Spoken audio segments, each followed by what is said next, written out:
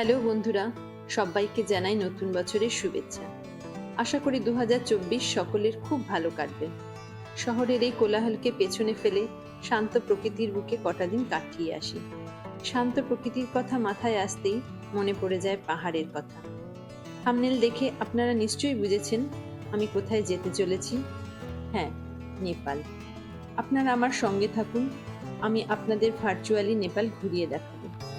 ঘড়ির কাঁটায় ঠিক দুপুর দুটো, তাই লাগেজ গুছিয়ে একটি ক্যাব বুক করে বেরিয়ে পড়লাম হাওড়ার উদ্দেশ্যে। সঠিক টাইমেই হাওড়ায় এসে পৌঁছেছি।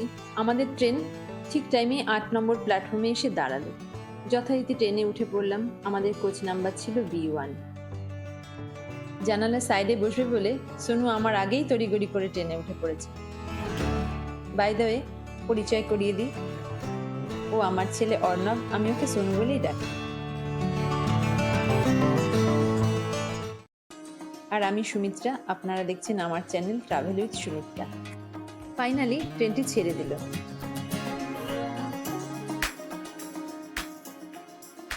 4:21 আমাদের ট্রেনটি শ্রীরামপুর স্টেশন ক্রস করলো।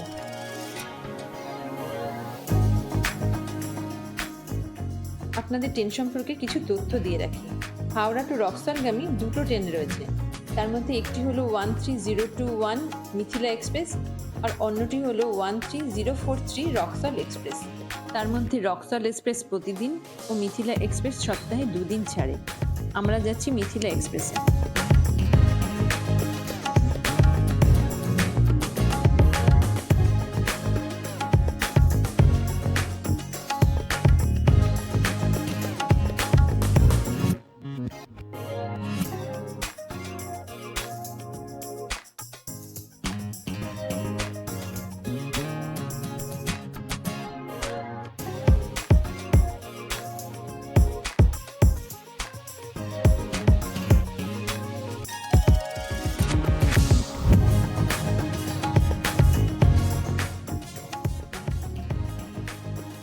রাত 8টার মধ্যে ডিনার সেরে নিয়ে 9টার মধ্যে ঘুমিয়ে পড়লাম।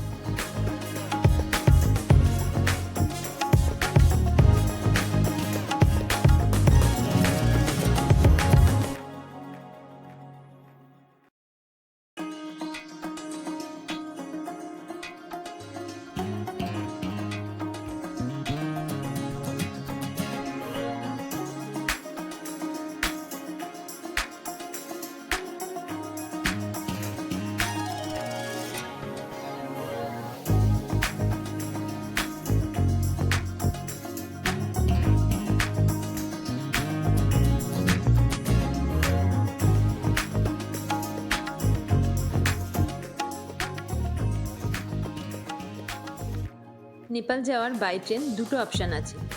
এক, উত্তরপ্রদেশ গোরখপুর রেলওয়ে স্টেশন পৌঁছে সোনালী বর্ডার ক্রস করে নেপালে প্রবেশ।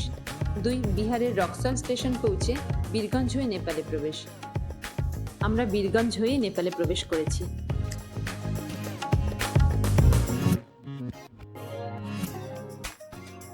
সকালে ঘুম ভাঙতেই তাকিয়ে দেখি ট্রেনটি মোটামুটি ফাঁকা হয়ে গেছে। যথারীতি ফ্রেশ হয়ে ব্রেকফাস্ট সেরে নিলাম।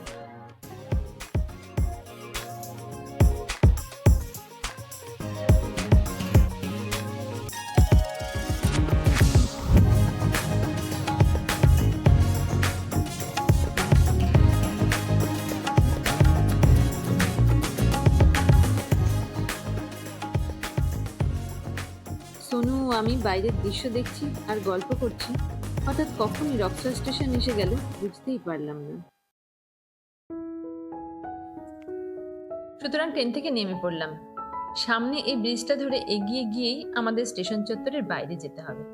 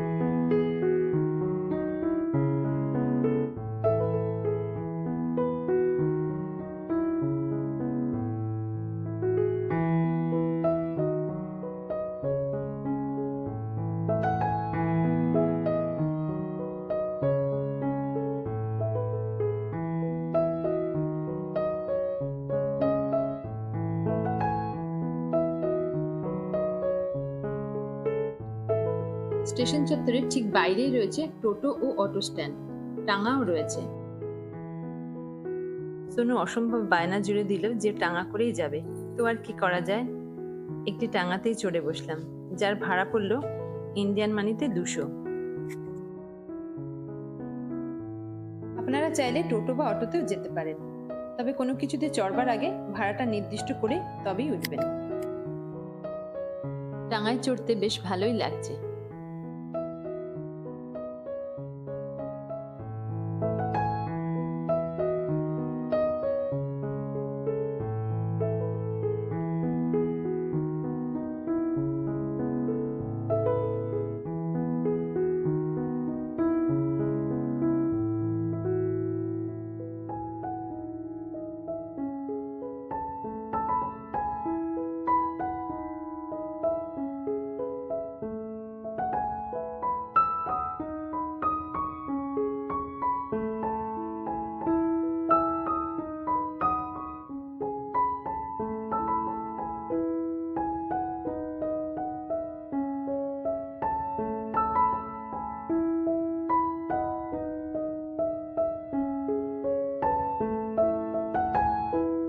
বর্ডার পেরিয়ে নেপালে ঢুকে পড়লাম। বর্ডার এরিয়ায় ভিডিও তোলা বারণ, কিন্তু সে অর্থে কোনো চেকিং নেই, সকলেই অবাধে যাতায়াত করছে।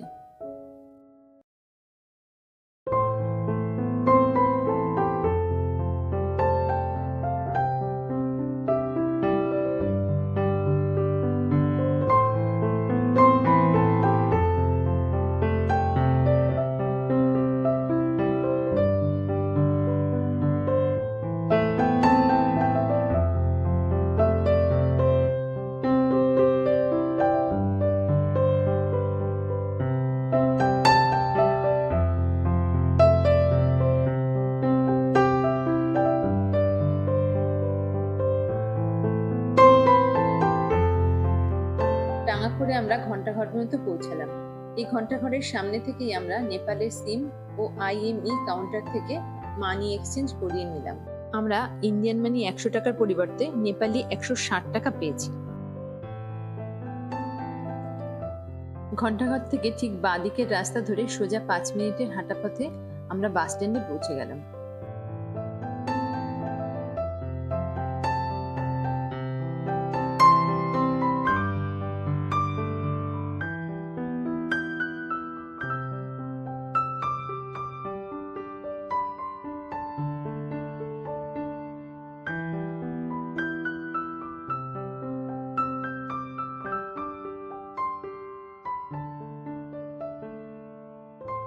আমাদের মেন উদ্দেশ্য ছিল পোখারা যাওয়া, কিন্তু হঠাৎই প্ল্যান চেঞ্জ করলাম যে কাঠমান্ডুতে একদিন স্টে করে পশুপতিনাথ মন্দির দর্শন করেই যাই।